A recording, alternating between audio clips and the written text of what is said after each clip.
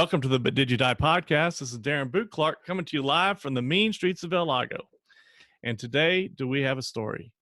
We have a lady that I've met probably 7 years ago, maybe. Probably. She's a friend of my wife's, and we've become friends. She was a veteran in the U.S. Army. She's been a pilot commercially for 25 years. She is a wife, a mother. She's a warrior princess. Xena, warrior princess, calls her for advice, and she's got the heart of Mother Teresa. One of my favorite people at Yoga Rasa. I would like to introduce Karen Devarupa Hunt. Welcome to the show. Thank you, Darren. You bet. So today, we're going to talk about your story. But before we do that, I'll ask you a couple lighthearted questions just to kind of get it flowing. We talked before, so kind of know what we're going to talk about. But what is your favorite cuisine to eat? I like Chinese, Asian foods. Okay. Thai, Vietnamese. Oh, wow. Okay. Yep. I'm a pho fan. Thai, I haven't gotten there yet, but Sandra loves it. But pho is my thing. As Sandra says, that's soul food, right? It's like a hug. My buddy Gary says pho is a hug. Yeah. And then what's your favorite hobby? I like to do all kinds of art and gardening. Okay. Right now I'm doing a lot of gardening and plant care. Yeah. I just Go ahead. Go ahead. I just found this cool app where you take a picture of any plant and it'll tell you what it is and how to take care of it. Really? That's awesome. Because I spent a lot of time searching out what is this and why is it dying? What I've noticed, we're in the COVID era, and man, people's lawns are better than ever. I mean, yeah, Home Depot is buzzing. Oh yeah, and people are taking care of their lawns and manicuring, and everybody's trying to get in El Lago, everybody's trying to get their lawns set up for the judging to see who can do the yard of the month kind of thing. We got a neighbor that's spent thousands of dollars. He's so excited he's going to win it. So we'll see. Yeah. So, Devarupa, the But Did You Die podcast is all about people come to this to listen, to talk about adversity and how they've overcome it. And life's hard. And out of the hardest of times comes the strongest of men and women. And that's what this podcast is all about. So without further ado, if you would like to start out by telling us your But Did You Die story. Well, to put it in a nutshell, but did you die? I didn't. Absolutely. I like to think of it as I was born as a gay person, and I've survived it and seen a lot of changes happen in the last, let's see, I think I knew I was gay when I was in grade school. Okay. So let's say for 55 years, I've known, and a lot of changes during those times. And I think we're in a good space right now around being gay. Yeah. I mean, you said you survived it. I would challenge you on that. I would say you thrived in it.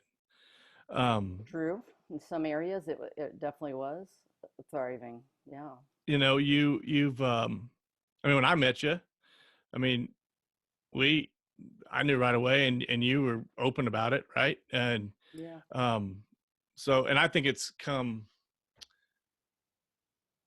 it's not taboo. It's not bad. It's not evil. It is what it is.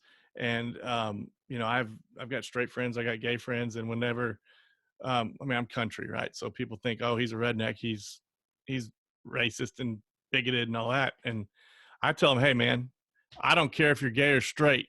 I'm still going to ask you if you got any last night. That's what I tell, I'm not going to treat you any differently, right? My gay friends are my gay friends, and my straight friends are my straight friends, and they're my friends. Yeah. I don't have black friends, white friends. I have friends, and I have family, and I accept them for who they are. And I think if everybody get on board like that, we'd be a lot better off, because we got bigger fish to fry than who you crawl in bed with at night, right? So I agree. and love is love, and that's what it is. So, Mhm. um, and you know, the whole thing about being married, hey, you have the right to be as unhappy as the rest of us. So get after it. um, and I'm just kidding. I mean, you've been married a long time, Right. and so let's talk about it. When did you come out? Well, that's, come out to whom? A very small group Right. initially. I remember when I told my father, this is one of those memories that really sticks out. It was when my wife and I first got together, so that was probably in the 80s. Okay. I told him that I was gay, and he cried. And very, I can't bring to mind another time that I remember him crying. Mm-hmm. And I asked him why, because I thought, well, he's disappointed in me. He has passed, but he was a very prejudiced person. So Okay. he said, well, I'm worried about your safety and how difficult your life will be. So he kind of surprised me on that. I think too, he was like, So out of probably didn't compassion. like the idea, but No, you but know, he cared, right? He was. It yeah, was out of compassion at some point, yes, right? He was and worried about you. right, and the world has not always been safe for gay people, No. so he had Right. a point. Yeah. Um, I I I really don't think I came out to all of the world Mm-hmm. until probably 5 years ago. I mean, this neighborhood that I lived in, we've been out here pretty much from the beginning. Um, so I say it depends on their group. With Yeah. some groups, with other groups, not as much. Sure. One place I felt very safe coming out was at Rasa Yoga. Yep. Uh, so there I could experiment with being out. And I know not every person I am out to there is like, oh, that's wonderful. Some of them are having their thoughts that they don't agree with that. But I always felt safe doing it. Like I wasn't going to get beat up in the parking lot. When we Yeah. first moved to Houston, we were afraid to go to the gay bars because there was a lot of that would happen. You'd leave the bar and somebody would be in the Yep. parking lot and they'd beat you up. 80s, not late 80s, early 90s for sure. Yeah. Um, yeah, and I mean there was the Westheimer area, right? That was the Montrose and Yes. Westheimer was the gay part of town. Yes. Um, Still is for some. I mean, it's more open now. I mean, um, so okay, so you were gay in the military, Right. and that's where you met your wife. Yes. So how was that? Well, when I went to the recruiting office, they make you fill out a form, some yes no questions, and one of them was, "Are you a homosexual?" Just point blank, throw it out there. They ask. Yeah, they're like.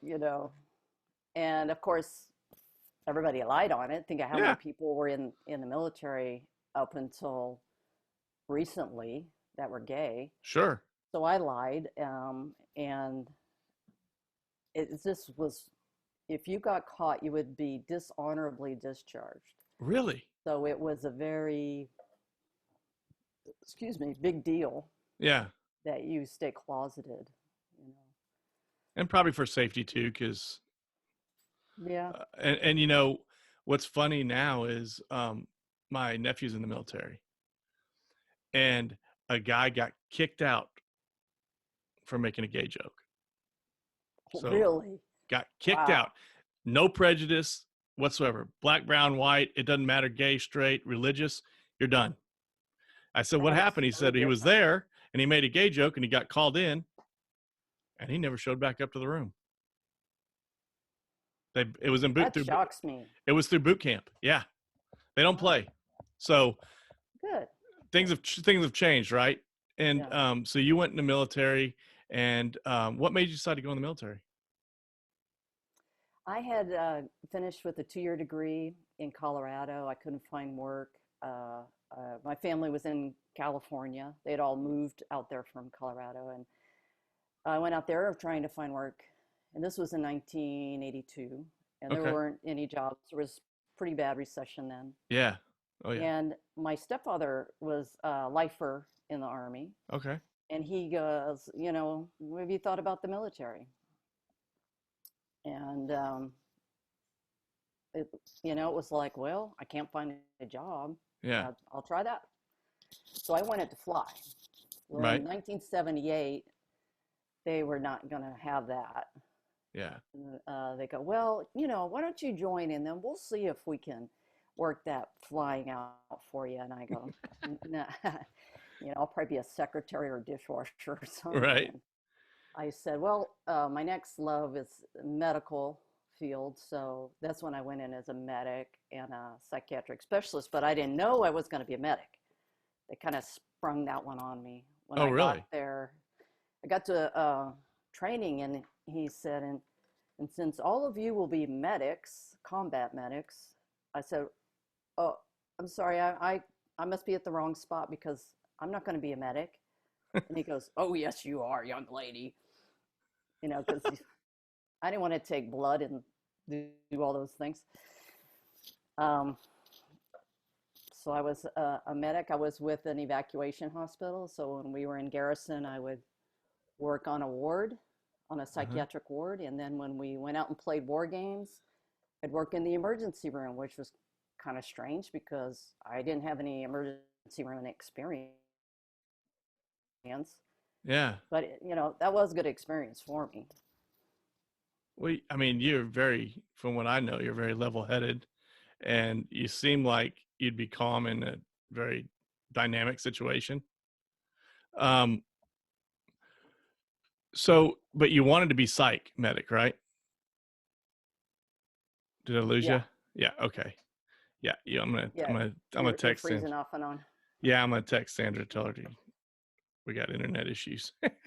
um, so tell me a little bit about what made you decide to do the psych part of medic. I was just real interested in why people are like they are and helping people. And probably, they see a lot of people go into that field to help themselves. So it was Yeah. probably that as well. Right. They say there's not a sane person in psychiatry. Yeah, I think I some mean, truth to that. well, I've got a minor in psych, and I think you got to be. You want to know what you. I wanted to know why I had thoughts the way I had thoughts, right? I mean, Yeah. and then you. I think the best people that can help people are people who have been through it Hmm. and whatever it is. Yep. So okay, so you got out. You did 4 years, Yes. and then what made you decide? Did both you and your wife get out, or how'd that work? Yeah. We got out actually on the same day. Okay. And Oh we wow. got out just because it was so hard to be gay in the military. That was the biggest reason that we had to live such a careful and closed life. Yeah. We, we didn't want that. And she had a job here in Houston that she could come back to. Oh Back then, really? if you went in the military, they had to hold your job for you. I don't know if that's still true. So she had a chemical plant job, and um, I said, I don't want to move to Houston. And she's like, well, we're about out of money. We got to go. We have to go. I said, okay, I'll live there 1 year. Well, it really took us a year to get back on our feet, uh, and then I got a job at the post office delivering mail in LaPorte, Okay. and got very involved in that, and was willing to stay because of the flying, and I met all these people in flying, and I wanted to stay. So So you it's took been one private reason after lessons? another. Yeah. Yeah, I took flying lessons, and then I got my instructor license and taught flying. And my dream had always been to work for an airline. That was what I really wanted to do from the time I was very young. And at that time, they really weren't hiring unless you spoke about four languages, could walk on water, and Yeah. you know. Um, but as things started to open up, and I was able to start with Continental Express flying turboprops. Okay. Yep. Puddle jumper type of stuff. Yep. And then it just kept, the airplanes just kept getting bigger with jet engines, and you know, So were they how were they? I mean, were you pretty not very open whenever you were applying? That was still in the night was that 80s, 90s? Yeah, I went to Colorado Express in 19, let's see, when did I go there? 1990. Okay. Um, and it didn't feel safe to come out there. Hmm. And the airlines have, if they don't like you, if there's something about you they have an issue with, when you go to have your test, Yep. we have a lot of tests, um, they'll make it so difficult that nobody could pass. And then that's Okay. how they get rid of you. So I had a fear that they would do that. Hmm. So I was very closeted. Even when I moved to the left seat as captain, it got a little easier. The people I was flying with at that time, then they're younger than me instead of being older when I'm the first officer. Yep. They're all older ex-military guys that Okay. flew in Vietnam and stuff. And so now I'm Sure. flying with young guys, and they're like, "Yeah, my wife's a pilot," and they were much more open. But Sure. selectively, I came out a little bit, but Yeah. it didn't feel safe. Well, that's your livelihood, right? I mean, Yeah, and they say that the airline industry is very political, right? It's very yeah. They tier tend to be system, and conservative. yeah. Yeah, Now the like, they're not called stewardesses anymore. Flight flight attendants. attendants. Yeah, That's a pretty safe, openly gay place, right? That yeah, part of the cabin. yes. They're all open. I mean, Yeah. especially the guys. Yeah. Um, and I didn't know it, and they got domestic partnership, or what it was. What did they call it? The domestic partner benefits Hmm.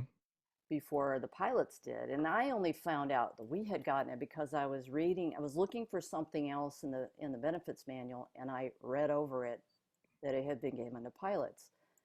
And it was like the best kept secret. So now I'm like, well, they can't fire me. Yeah. I mean, they could still do their old tricks, but things are opening up, I'm thinking, right? Sure. So I did feel a little safer then. So did you ever throughout your the 80s and did you ever get it used against you? I mean, were there any rough patches where um you know being gay caused you a problem? Mainly just on a one-on-one Hmm. basis. I was never denied employment or anything like that, but just some people that would say harmful, mean things, Yeah. or quote the Bible. That was probably the biggest. That's against the Bible's sayings Okay. and things like that. But um, I can't think of an incident where, um, You weren't jumped, or I mean, I know I that was never happened. attacked Yeah, physically or in anything the like that. 80s and early 90s, that was happening a lot in Houston, like you said. Yeah, we were very cautious when we go to the gay bars. Hmm. Uh, that went, a lot of things happen in the parking lot or on the Yeah. way there. Yeah, Yeah. that luckily it didn't happen to us. And I think, I mean, there's idiots everywhere, right? Be careful, Mhm. be safe. And Yeah, you're a you've got an air of confidence about you. You know, you're sure of yourself. You carry yourself very well, and I think that you're also got a big heart and a smile that I think you probably talk your way out of anything. really. Yeah, now this is me knowing you, right? I mean, Hmm. um, that's how I see Interesting. Yeah. you. Yeah, and that's the way you present yourself to me, and always have. I mean, you're very confident, very you're positive, you're caring, and I think I would hope that they weren't attacking women as much as they were the guys. I would hope they wouldn't attack anybody, That's true. but yeah. So just snide remarks, comments, one on one. Um, so you guys have been together, and you're living life. Life was going on strong. What made what? When did you decide to? Hey, let's have kids.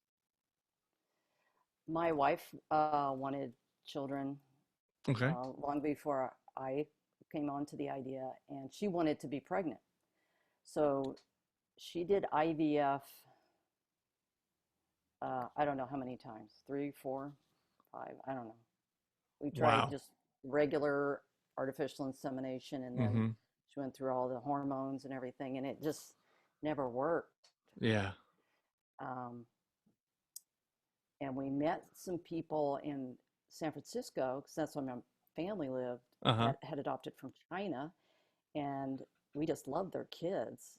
And we're like, well, maybe this is a possibility for us because adoption in Houston as a gay person was still quite difficult. They were Sure. happy to give you a handicapped child, Okay. but we thought, well, being gay and having a handicapped child, I think it's too much.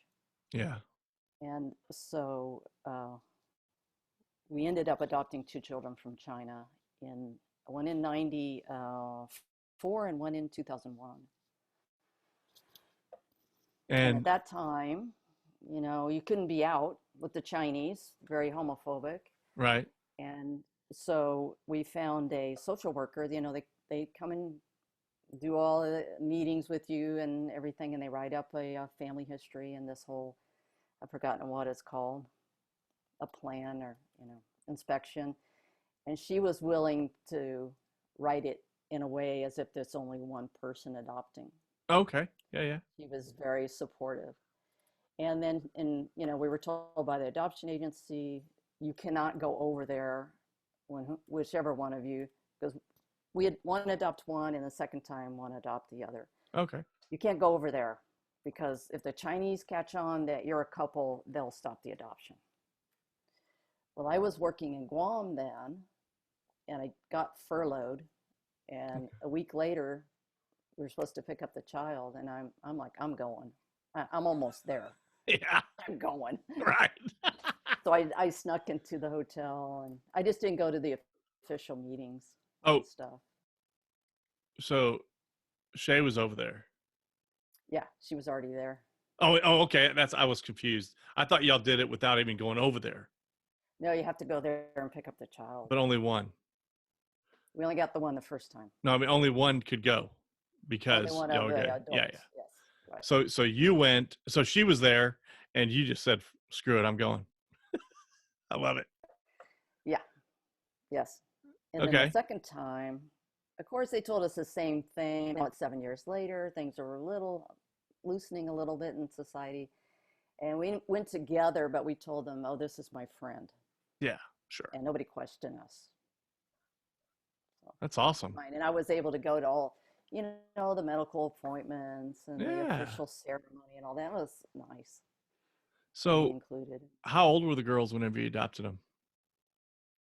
Alex was 6 months. She was Okay. our oldest. And then Izzy was a year old. Oh wow. So you got them So as really, babies. yeah. That's awesome. When we went, excuse me, when we adopted the second one, we asked for a 5-year-old. Okay. And when we get there, or they send us the paperwork, here's your child, we're like, she's awfully young. And we were old. We were in our 40s. Yeah. And we're like, another baby in diapers. But you see them, you fall in love, and it's like, okay, I Oh, can they're do it again. blessings. Yeah. Yeah. Yeah, They've been little blessings to y'all. So yeah, you came home, and so were y'all out then in the neighborhood, or not yet? I mean, at that point, I yeah. We imagine were y'all out in the were. neighborhood. Yeah. Yeah, and our neighborhood did this for both of our kids. They had signs in the driveway and balloons, Oh, and so then cool. one of them had been watching the house, so they had like diapers and all these baby gifts in the house for us and food in the fridge, and they were super supportive, That's our awesome. neighbors. So Yeah. that was nice. We didn't have to hide. No, you shouldn't. You shouldn't be hide or fearful in your own neighborhood. I mean, that's your safe space, right? I mean, I would That's hope. really, yeah, yes, So what? And now it's. I mean, it's pretty. It's mainstream. I would say, from my perspective, a straight man. Um, yeah, it's mainstream, and I don't think y'all have to hide. I think there's gonna be idiots everywhere, right? I mean, at any time, and yeah, because there's people that judge me for being I hunt and fish and you know my beliefs, right? I mean, they're everywhere, but yeah, I think that it's open to a point where we can have these discussions, right? And what would you say was your biggest challenge that you had being a gay woman? And then give some advice as we come to the end. Give some advice to people that are going through some of the same things that you tackled and gone through. I think the biggest challenge for me was just feeling shame Hmm. because the society and my family, everything told me that what was happening was wrong Hmm. and that God didn't like it, and something was wrong with my morals, my values, and Hmm.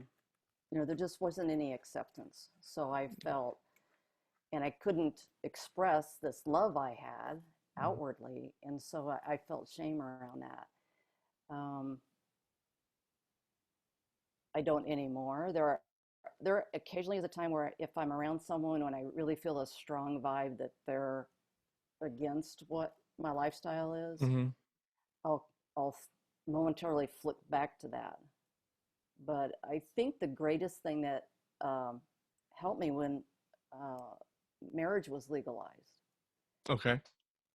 and that helped my children as well because our kids suffered too. Because if someone found out they had gay parents, their friends would go, "Well, you must be gay too."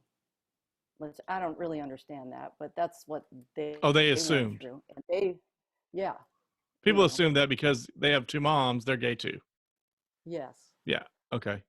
and I feel bad that they had to go through that. But Yeah. then when marriage was legalized, they seemed to become much more out of the closet about it themselves because that'd always be the question if somebody's coming over to play or Hmm.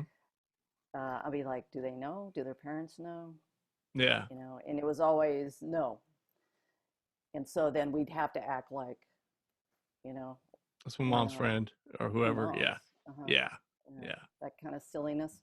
Yep. So, in fact, one of the girls said, "Look, it's legal now, Mom. Nobody can say anything to you." And I'm like, "You're right."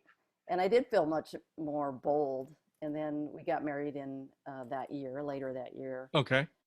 And, it's nice to have that piece of paper because I really didn't think that would ever happen in my lifetime. Sure. Yeah. And Yeah. I just cried when I heard it had passed. I was just so relieved, and I had hoped that all those people, especially young people who are living in families where their parents are against it, or taking them to gay camps to get them, what do they call it? We're going to erase that gayness out of you. Oh yeah, yeah, yeah, yeah. Uh, Repatriatized or whatever it is. Yeah. right. Uh, or that Ungayed. have run away from home, or Yeah. living on the streets, Hmm. uh, that they can feel like, love is love. The idea, love wins. Yeah. No. Yeah. Love conquers all. You know. You know, Um. it doesn't matter what type with whom. Yeah. So what advice would you give to like, what have you learned from all this? What advice would you give for people going through, whether it be being gay and adopting or coming out, or what if you had to give three pieces of advice to someone that's going to forge the or being gay in the workplace, whatever, what advice would you give, or words of it doesn't have to be words of encouragement, something to leave the Yeah. audience with. I would say that, like you say, love wins. Hmm. And there are many people out there like you Hmm. and that love you despite, or, it's not important to them. Um, and that it will make you really tough. I think people can do a lot more than they think they can. Oh, for sure. I think your mind is the biggest hindrance, and the biggest your body will quit way before your mind will, and your mind can keep your body going, right? So Yeah. You just got to be strong. You got to be meant. It's all up in the muscle between your ears, right? And Yes. Yes. you, there's no doubt when I met you, I knew that you were strong. I mean, I knew you were mentally tough, but you don't, you don't come across as um, gruff or whatever. You know, they're just the angry type. I mean, you're very Yes. happy and just your life of the party. I mean, but subdued. But you know you're gonna have Hmm. a good time. Yeah. I mean, when I go to Yoga Rasa, I'm like, I'm gonna go seek you out. Oh, good to Well, I know. know that the stuff's gonna happen, and you're not afraid to talk about hard topics. Um, you're not afraid to get into. I mean, you're an open book, right? As far as that goes, you'll express your opinion. And you're not going to hold back there, Yeah. even though um, you know we could be have different opinions on something. We'll talk about it openly. That's fine, you know, and it's a discussion. Um, so that's what's great, you know. And well, I think what people, for me, this is the first um, gay interview I've ever done, ever. Even I mean, I've talked to my friends about it, but not into depth and going through marriage and all that. I think it's about the person, right? And it's the people are people, and um, there's good cops, bad cops, but there's whatever. It's just people are people, and get to know the person. Don't judge the book by its cover. Don't assume anything, and just get to know the person, and then make your judgment. Because there's you're missing a hell of a lot by not doing that. Yeah. And you know, Dan Crenshaw, I'm in politics, and he's a Republican congressman, and he says if you don't look at all sides of the topic, then you don't really have a chance or the right to make an opinion, because you don't know what you don't know. And it's good to have an open dialogue and hear all sides of any topic issue, and then make an informed decision. Um, and I think if people would do that in life, they would be way better off. Because if you just look at one side of an argument or one side of an issue, um, you're missing so much. I think you're Yes. missing more than half, right? And yeah, and you said early on about Yoga Rasa that you felt safe there, and you felt, and that is a safe place. You got all, I mean, it's a melting pot, right? Yeah. You've got all types, and I felt welcome there. And there's some that I felt a little guarded. Just I was judged early on by somebody there, and I addressed it. You know, I mean, I took my toys and went home one time, but Yeah. at that point, then I just said, screw that. I'm not gonna be run off by that person. You know, Hmm. and They're not the boss of you. yeah, well, I mean, I'm there to support Sandra when I'm going there. I'm not there for me. You know, it's when I had a long beard, Yeah. and the person came up to me Yeah. and grabbed my beard and said, "What? You a terrorist?" I didn't even know this person, never met him before, Really? and I I said, thought you looked like a biker dude. "Yeah, well," and I'm like, I looked at him, I said, "I'm gonna turn the other cheek so I don't whoop your ass," and I walked out and I left. But I have That's a good response. other than that, I have never had a bad experience. You know, they're a loving place. And so, Yeah. but I was a little anti at first there, anti that place. And I've come to know everybody and love everybody, and it's great. You know, just you got to have in life, you just got to be willing to look at all sides and just have an open mind about it. You never know, because it's a great place, you know, and there's great people. Um, I think with people in general, we have to be very careful with our first impressions yeah, and not be married to that. right. They're very Be first like, impressions are I important. need to know this person, right? I'm sorry, you broke up. I can't remember what I was saying, but just um, we have to get to know someone Yeah, more right. before that, just that first few minutes and making a Absolutely. judgment, Yeah, you know. totally. We'd be better off as a society if we did that. You Yeah. know, I think as humans. I think we would be better off and we would have a lot less angst and negativity. So, well, Yeah. thank you so much for sharing your story. Um, like I told you before we did this, you never know who you're going to help or touch. And Well, I I've hope learned there's something someone in it. out there that.